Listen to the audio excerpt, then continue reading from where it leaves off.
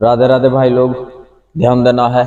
यह है आपका सवाल नंबर 12 और कक्षा 10th एक्सरसाइज 9.1। तो ध्यान से देखेगा भाई। सवाल कहता है 7 मीटर ऊंचे भवन के शिखर से एक टेबल टावर के शिखर का उन्नयन कोण 60 डिग्री है और इसके पाद का अवनमन कोण 45 डिग्री है। टावर की ऊंचाई ज्ञात करें। तो मुद्दा समझो भाई। यहाँ पे देखो, सबसे पहले अपने लोगों को बनाना है भवन। दिया हुआ है तुम्हारा गिवन दैट। एक बना लेते हैं अपने लोग भवन। अच्छा, अपने लोग यदि ये भवन सीधा इस तरह से यदि खींच देते हैं तो ये भवन तो बना, लेकिन जैसे वो कहता है उन्नयन कोण कहाँ से डालेगा, ये दिक्कत हो जाएगा। तो इसलिए अपने लोग भवन को जो है कि इस तरह से बना लेते हैं। ये जो है तुम्हारा, ये हो गया तुम्हारा भवन। ध्यान से देखेगा भाई, ये है तुम्हारा भवन, ठीक है। और ये भी, इसको भी कहेंगे शिखर, इसको भी बोलेंगे शिखर। ये भी है तुम्हारा पाद। किसका पाद है? भवन का पाद। ये भी है तुम्हारा भवन का पाद और इसी को बोलते हैं पाद बिंदु, भवन का पाद बिंदु। क्लियर हो गया? अच्छा, आगे की कहता है भवन के शिखर से एक टेबल टावर के शिखर का उन्नयन कोण 60 डिग्री है। यहाँ पे अपने लोग जो है एक टावर बना देते हैं। ये है तुम्हारा, इसको बोलेंगे टावर। टावर बोल दिए। अच्छा, ये हो गया टावर और ये है टावर का शिखर। यहां तक समझने में उम्मीद करते हैं कि कोई तकलीफ न हुआ होगा। अब कहता है कि इसका उन्नयन कोण 60 डिग्री। इसका जो उन्नयन कोण बनेगा यहां से अगर यदि आंख से देखा जाए तो इस आंख द्वारा जो कोण बनेगा, उन्नयन कोण, वो बनेगा तुम्हारा 60 डिग्री का। ये कोण हो गया तुम्हारा 60 डिग्री। अच्छा, आगे देखेगा भाई की कह रहा है।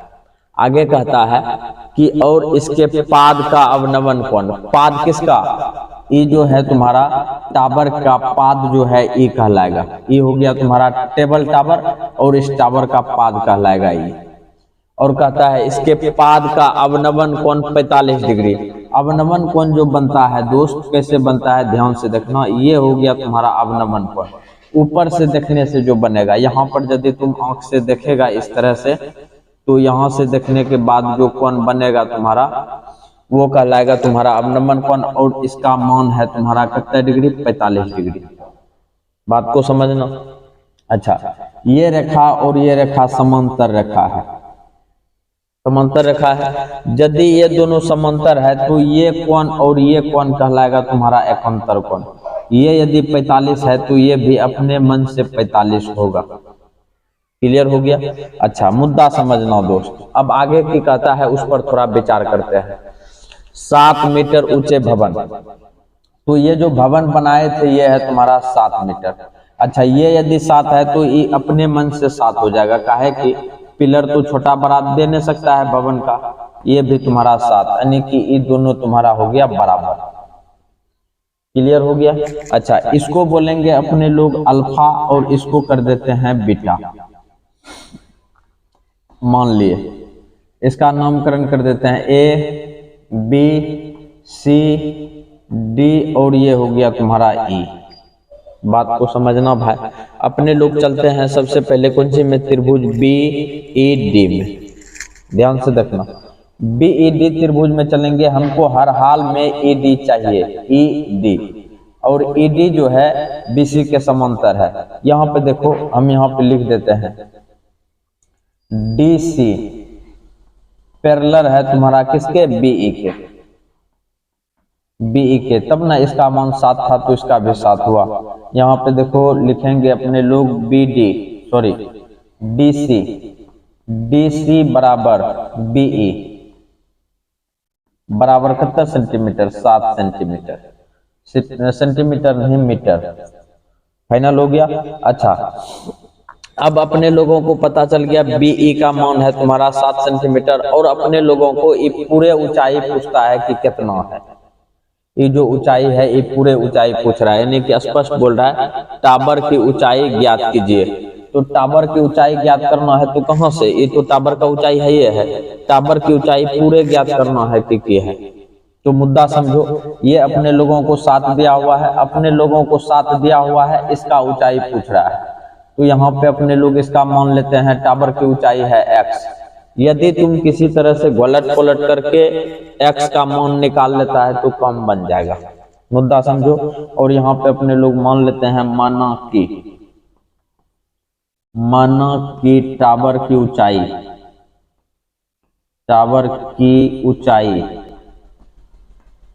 बराबर x मीटर। टावर की ऊंचाई हो गया x मीटर और अपने लोगों को x का मान निकालना है। क्लियर हो गया। और चलते हैं त्रिभुज BED में। इन ट्रायंगल BED, और BED तुम्हारा त्रिभुज है, इससे चलते हैं। यहाँ पे बना भी देते हैं इस तरह से, और ये है तुम्हारा 45 डिग्री, ये है तुम्हारा 7, ये हो गया तुम्हारा BE और ये हो गया D। फाइनल है, मानते हैं लेट अल्फा बराबर है तुम्हारा 45 डिग्री, और BD को बोलेंगे कौन 45 डिग्री के लिए P बराबर हो गया तुम्हारा BE 7 मीटर। ठीक है। और अपने लोगों को चाहिए आधार B बराबर ED, और बराबर कर देते हैं वाट। अच्छा, P/B किस में आता है, tan थीटा में। कम कर लेते हैं 9 tan अल्फा बराबर, फार्मूला हो गया P/B। अल्फा बराबर P का कम क्या कर रहा है, BD, धर दिया जाए BD। आधार का कम कर रहा है ED, ये भी कम बन चुका है। और tan हो जाएगा तुम्हारा 45 डिग्री, ये भी कम बन चुका है। 45 डिग्री बराबर BD का वैल्यू BD नहीं BE होगा, यहाँ पे P का कम करेगा BE का मान है 7, और इसका वैल्यू ED को ED ही रहने दो, चूंकि ED निकालना है, स्पष्ट कर दिए हैं यहाँ पे। और इसका मान होता है भाई तुम्हारा 1 tan 45 डिग्री का 7 बटा हो गया ED, कोना कोनी गुना कर दो, और पता चल गया कि ED का वैल्यू है तुम्हारा कौन सी 7 मीटर। तो कोना कोनी गुना करने के बाद ED को 1 से गुना करेगा ED, और 7 को 1 से गुना करेगा 7 मीटर। तो ED का मान यदि 7 निकला है तो ED और BC के समांतर है, तो अपने लोग यहाँ पे लिख सकते हैं, क्योंकि ED समांतर है कुछ के BC के, तो इसका मतलब है कि ED का जो मान होगा समांतर भी है और बराबर भी है। जो मान ED का होगा वही मान BC का होगा, इसलिए अपने लोग लिख सकते हैं BC बराबर कितना है 7 मीटर। पता चल गया कि इसका मान है तुम्हारा 7 मीटर, ये BC बराबर 7। गंदा लगेगा इसलिए नहीं लिखेंगे, ध्यान देगा। अब चलते हैं त्रिभुज कौन सी में, ABC में। त्रिभुज ABC में ध्यान से देखना भाई कि AB का वैल्यू है x, और उससे भी पहले बीटा का वैल्यू है तुम्हारा 60 डिग्री, और AB को बोलेंगे कौन 60 डिग्री के लिए लंब। P बराबर हो गया तुम्हारा P बराबर AB, और बराबर कर देते हैं x मीटर। ठीक है। और आधार है तुम्हारा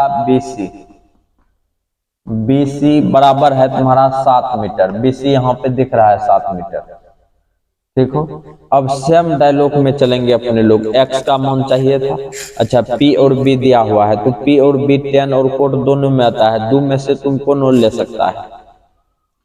9 tan कितना डिग्री, tan बीटा कर दो, बीटा बराबर हो गया P/B, और बीटा के लिए P का कम करेगा AB, और आधार का कम करेगा तुम्हारा BC ले, और यहाँ पे आ जाएगा tan कितना डिग्री 60 डिग्री बराबर AB का वैल्यू हो गया x, और BC का वैल्यू हो गया तुम्हारा 7। अच्छा, टेन 60 डिग्री का मान हो जाएगा तुम्हारा √3 बराबर x/7। अच्छा, इसके नीचे न है कुछ तो भाई एक है, कोना कोनी गुना करके x का मान निकाल लो, तब कम बनेगा, जो बात है।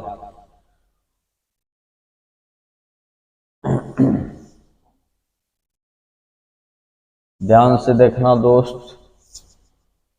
अच्छा, कोना कोनी गुना करेंगे तो x बराबर कितना हो जाएगा, x बराबर हो गया 7√3 मीटर। ये निकल चुका है। अच्छा, ये जो निकला अपने लोगों का सिर्फ टावर की ऊंचाई निकला है। और मुद्दा समझो दोस्त, और यहाँ पे बोल भी रहा है कि टावर की ऊंचाई ज्ञात कीजिए, ठीक है। तो ये यहाँ पर तुम्हारा आंसर नहीं मिलेगा।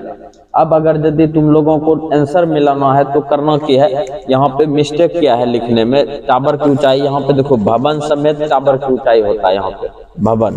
अब ये भवन को जोड़ेगा उसमें तब जाकर के तुम्हारा निकलेगा। यदि तुम भवन की ऊंचाई निकाले, भवन और ये टावर की ऊंचाई दोनों को जोड़ेगा, भवन सहित टावर की ऊंचाई निकलेगा, जो बात है। अब यहाँ पे लिखेंगे अपने लोग 9। देखो कौन सी हो जाएगा, ए बराबर, चूंकि ए बराबर अपने लोग कौन सी लिखेंगे, ए बराबर AB plus BE, AB plus BE। ध्यान से देखेगा, ए और ए माने हैं अपने लोग कौन सी, भवन प्लस ए कौन सी है, भवन प्लस टावर, भवन और टावर ए है। तो AB का वैल्यू है तुम्हारा कितना, x धर दो, और BE का वैल्यू दिख रहा है यहाँ पे 7 है, इसको भी रख दो। ए बराबर x का वैल्यू देखो 7√3, और ये 7 है पहले से, इंप्लाइज दैट ए बराबर, इससे 7 को कॉमन ले लो, यहाँ पे √3 प्लस कितना हो गया 1 मीटर। अच्छा, ये जो निकला दोस्त तुम्हारा भवन प्लस, यहाँ पे देखो बात समझो, भवन प्लस टावर सहित का ऊंचाई निकला। यहाँ पे देखो लिखा हुआ है कौन सी, टावर की ऊंचाई ज्ञात करें। यदि टावर की ऊंचाई तो x माने है टावर की ऊंचाई, और यहाँ पे माने, यहाँ पे दिया हुआ भी है, लिखे भी है, माना कि टावर की ऊंचाई x मीटर है, तो टावर का ऊंचाई यहीं पे हो गया। तो भवन सहित टावर की ऊंचाई क्या होगा, यही नीचे में, और यही तुम्हारा आंसर एनसीईआरटी में दिया हुआ है। तो सवाल को ध्यान से देखेगा तब जाकर के समझेगा, जो बात है। वीडियो को थोड़ा लाइक करेगा दोस्त, और अपने दोस्तों के साथ शेयर भी।